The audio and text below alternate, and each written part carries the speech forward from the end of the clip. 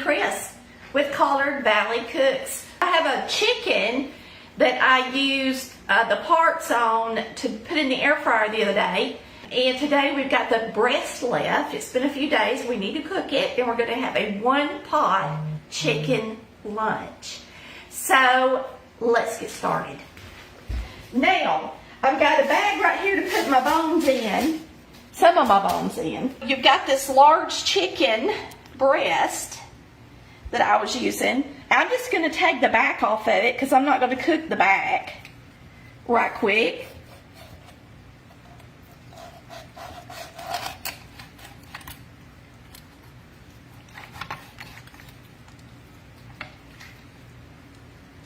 And I just thought I'd do this in front of y'all for some reason. Just because I can, I guess. Hope y'all are having a good Monday.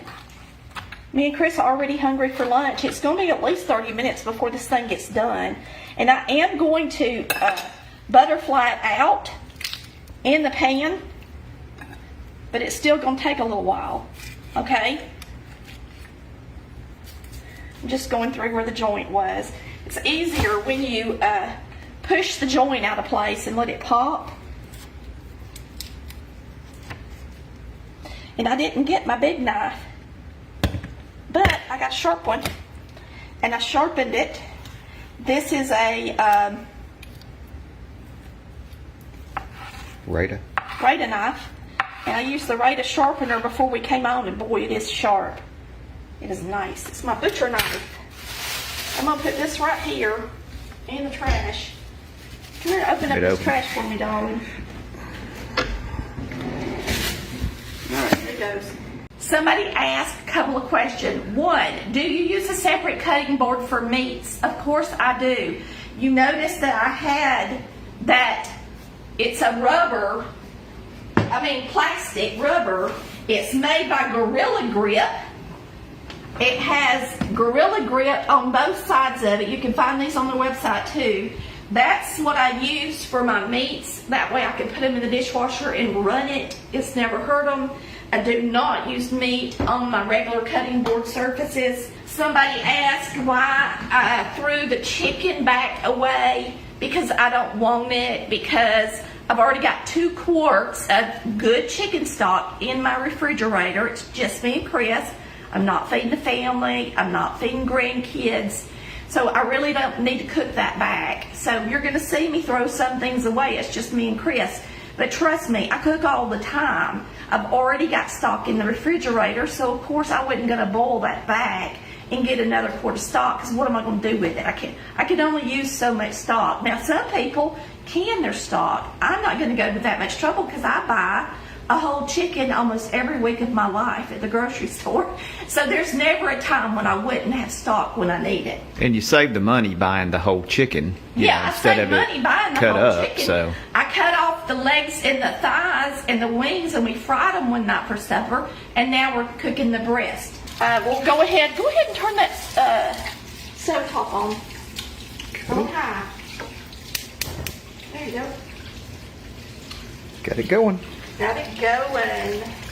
So we're going to let that preheat a second, and then we're going to put this chicken in there. We are going to season everything with something simple. I thought instead of grabbing this spice blends that y'all don't have, I'm going to use Lipton onion soup mix and Goya salad and vegetable seasoning. If you don't have that, just use a seasoned salt. It's about the same thing. Okay? I'm going to throw everything in it. So we are going to use some pepper in it. This is sweet pepper. It just tastes like a sweet red bell pepper. If you want to know what it tastes like, it's not a hot pepper. I'm going to use this zucchini. Both the pepper and the zucchini came from a local farm. Squash. Using some squash. I got a few red potatoes that we're going to use. in it won't stick to my knife. Got a lot of starch in them. These are the starchiest potatoes, these red kind. But boy, they good. Mm-hmm. Chris's favorite, I think. Yep. Got us an onion.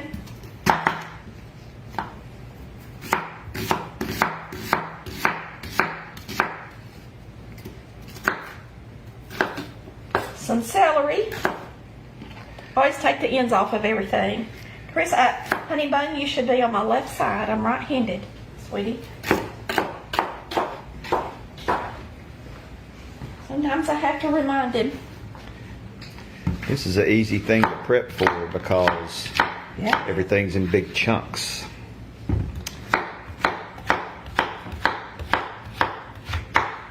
Correct. Correct. Now, the only thing I got left is the carrots.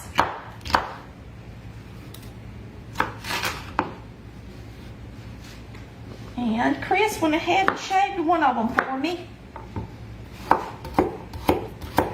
Well, I figured you was going to braise the chicken and then get it, you know what I mean? Yeah. And then It's come gonna- with the vegetables. It's going to take that a minute to get hot. Yeah. And I am just going to salt and pepper this chicken real good on this side. Let me flip it over and do the other side too. Let me salt this side though. And then we'll flip it, do the other side. Whoops, whoops. Girl? You're going to have to hook it somewhere else. Hook it on the side. There you go. She just wanted to run from me. Yeah. Trying to get away. Yeah. I'm gonna leave the fat on this chicken to just give my dish a little love. But it's still healthy because we are not using a lot of anything else. I mean, it's mostly just a little olive oil, little chicken, and this is breast meat. We're gonna get it in this one pot. Where's my lid? Will you hand me that lid? I'm gonna put a lid on it because if I don't, it's gonna make the biggest mess in here. Now we got all of our vegetables prepped, our chicken in the pot, and that's all there is to it. We are going to sprinkle on the recipe Seasoning. seasoning. So this is a Lipton onion soup mix.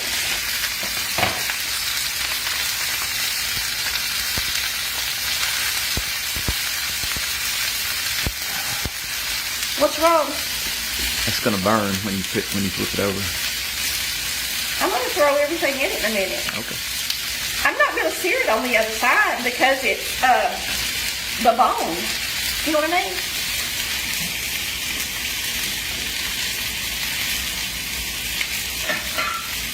You want maybe jelly beans? Yep.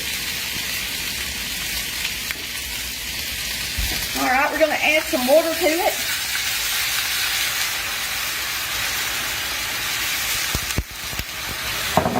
And really, what we're doing is braising it and we're steaming them, the vegetables and the chicken for the most part.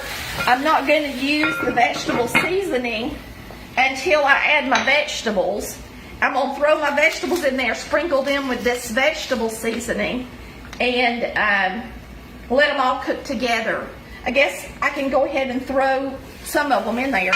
The only thing I don't want to throw in there right now is the squash and the zucchini. Everything else I can go ahead and put in there because the squash and zucchini will just go to nearly nothing. And these vegetables are also going to add some moisture as well.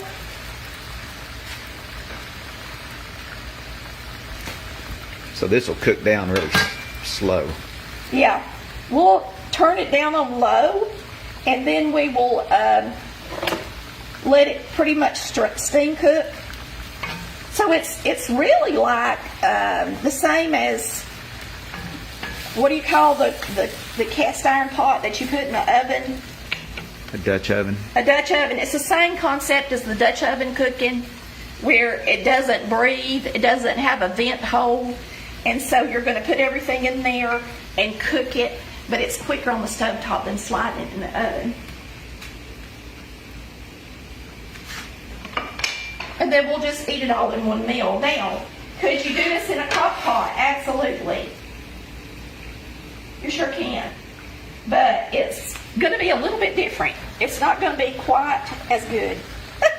I mean, there's nothing like the taste of foods when they're braised. Is it, Chris? No, because you get that, you know, that hard cook on the meat to start with, and it makes a good gravy. Now, when this is over, you're going to turn it all the way up on high. These vegetables will release some juice, all right? And when this is over, and I can go ahead and put these in because they're red potatoes and they're not going to lose their shape. And you can just put them around, you know. They're going to cook in the moisture. Now, once we think the chicken's done, you can use a thermometer. Since these are large pieces of chicken, once the chicken is done, then you can take the top off and cook it all the way down. You can show them the food. You will take the top off and then turn it up on high, cook it all the way down until you just have a little bit of gravy in the bottom. And that's how you eat it. So you wouldn't want to eat it like a stew. It's almost like chicken, vegetables with a little gravy that it makes in the bottom of the pan. Since we put that Lipton onion in here, that will form, because it's got a little bit of gravy mix in it, it'll help form that nice gravy. Okay? show them a picture of that so they can see what you... The Goya? Yeah, what you put in. This is the salad and vegetable seasoning, and I didn't use it all because I've already got the Lipton onion pack in there, and it's pretty salty. But if y'all are saltaholics, Lord, me and Chris went out to eat the other day, and I seen this woman. She's an older woman, too, a lot older than me. And she was loading the salt on her food. It was unbelievable. I just happened to walk by her table when she was salting her food. And y'all know when you go out to a restaurant, it's already really salty. And she was just pouring on the salt, and I thought, well, you must have a good heart, Ladybug. But anyway, we'll turn this on. I'll probably set a timer on it, and I'm going to put it on 25 minutes. I'm going to take it down to a low temperature. And now my low is more like a medium, probably, because I still got a pretty good flame on this side, low. I don't have a simmer on this side. I do on that side, but I don't really want to simmer it anyway. I want to cook it. And you have to watch, anytime you're cooking like meat, like we do beef, we do roast, you know, we do, what was that other? Shank. Beef shanks, that we cook it kind of the same way. You just have to watch and make sure you don't cook all your liquid out. But it'll take a while to cook all that liquid out, but you still need to just kind of keep an eye on it. You may have to add some liquid. Yeah. So check on it, okay? But because I added these vegetables, I think that they will have a lot of liquid. This is not what I need, it's the other one. I think they'll have a lot of liquid in them once they get going. They'll release some liquid. So I'll come in here and check on it and make sure that it's got enough in there. At that point, I'll wait about 10 minutes, all right? Then I'll come in here and once this went off at 25 minutes, I'm going to stick this thermometer in it and I'm going to see what temperature it is. Now, we sell just about everything you can see from Amazon that we use in the kitchen.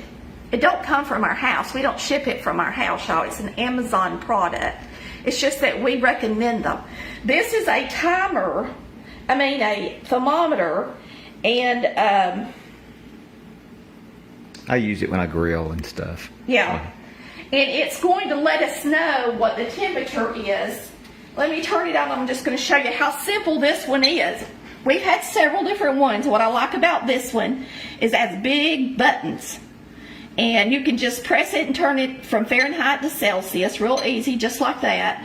You've got modes, meat, hour, minute, taste, start. Okay? So right now you can use it for lamb, fish, ground beef, ground poultry, beef, veal, chicken. We're using it for chicken. It says that you want to make sure your temperature is 165 degrees. And right now, the current temperature is 71 degrees because it's at room temperature in my house. It's actually 71 degrees in here. Pretty accurate, ain't it? Yeah, it is. That's what my thermostat set on. Yeah. And so once this goes off, I will put the probe in there, and we will make sure and cook it until it's done, okay? What I recommend everybody use a thermometer. When I was growing up, of course, Mama didn't use one. Of course, I didn't use one either when I was younger. But it was hit or miss, and what you wind up doing is overcooking your food because you want to make sure it's done. And then some of your meats, sometimes they're good, but they could even be better if you would get a thermometer. Because overcooking meat does tend to make it tougher, all right?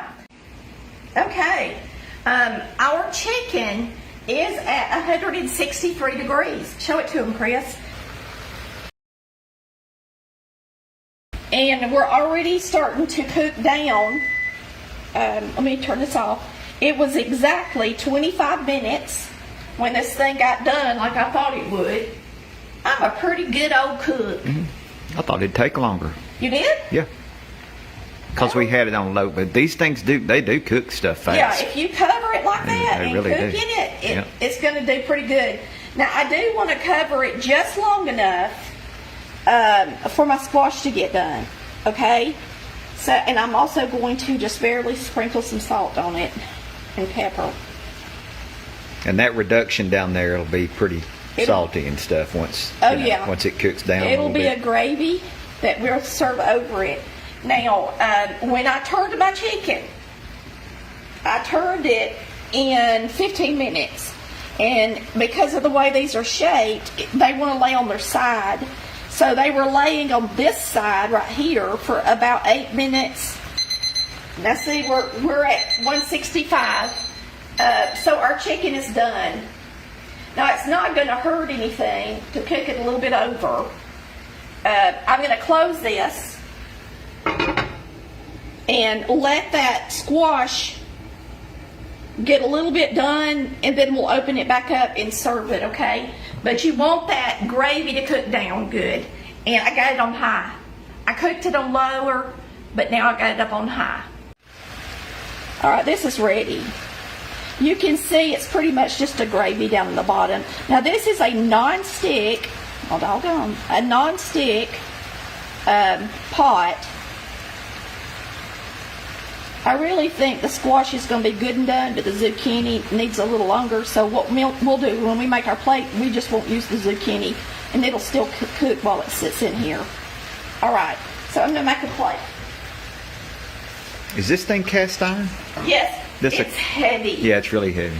This was a gift from a viewer. They got it off of QVC. It is a Cook's Essential cast iron brazier. Now, it's heavy. Yeah, we so love if braziers. you can't pick up something heavy, don't get it. Yeah. But I sure love it. It was, like I said, it was a gift, and we just love it. Now I'm going to take out. You want me to take out one of these and half it? Yeah, just make a plate with it, and then we can half it later. Because look how big a breast is. It's a lot of chicken. Yeah, it is. It'll make a pretty plate, though. Okay, I need to turn this off. It's sticking. Yeah, once it starts reducing like that, it don't take long. See how it does down there, y'all? Look, it's just a gravy. Yeah, it's good. Doesn't it look pretty? All that flavor. Good gravy. Keeps all the nutrients and the vegetables, and it's healthy cooking. It really is a healthy way to cook, y'all. And look at that delicious gravy it made. Of course, having the, what do you call it? What do you call it, Chris? Soup mix in it? Yeah. Helps too. But it don't matter what you put in it. I mean, you could just put salt and pepper and stuff, and it would reduce If you got down. enough fat on your meat, you don't have to put a gravy packet. But now we didn't use a lot of fat today. So there is our meal for lunch. It's a lot. And we will share this breast. We'll never eat it all. Just one of us. Let me grab me a knife right here, baby. So we'll have some leftovers for Yes. another meal. So for tomorrow, we won't have to cook lunch. We'll have this to eat. But I'll show you how juicy and moist it cooks. And look, y'all can use any brazier to do this with, and you can use a Dutch oven. We have a brazier on the website. It's not this brazier, but it's a good brazier. It's made by Cuisinart. But look, it looks great. And if you've got a thermometer, then you don't have to worry about it not getting done or not being done enough. It's pretty. I'll show you the brazier we have online so that you can see it. The main thing you need to do, you can make a brazier out of anything if you get a lid that doesn't have a vent hole. Yeah, it has to seal good. See, this lid is dirty because it's been over there, but you don't see a vent hole in it. It has to create a complete seal to be a brazier. So if you've got a big skillet, you can buy this on our website, but if you've got a big skillet,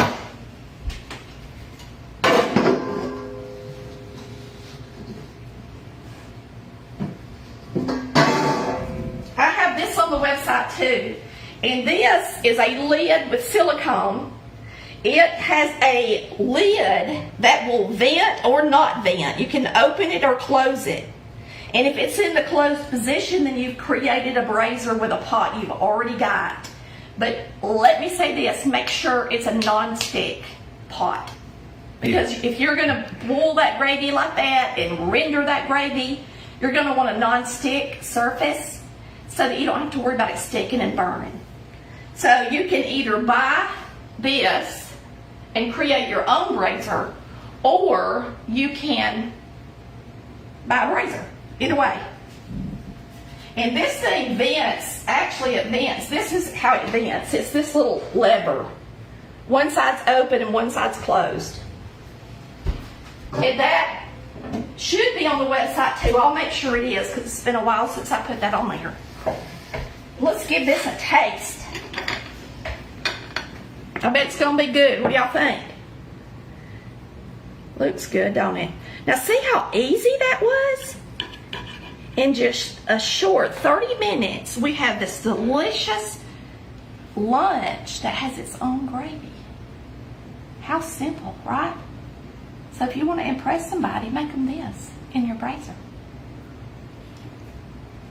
And like I said, we'll cook meat on it and render the fat all the way down on it. I mean, you can cook on it for hours if you want love to. it. Yeah, it's awesome. It's one of my favorite ways to cook. Mm-hmm. It's one of our favorite ways to cook because you cannot get, you just can't get this flavor. Now, crock pot is very similar, but it's still not the same because a crock pot doesn't cook as fast and boil and do this like this thing does. It's yummy. Y'all, it's delicious. What a delicious lunch in just a few minutes. I hope you've enjoyed watching Collard Valley Cooks, where we cook like Mama did. Bye, y'all. Love ya.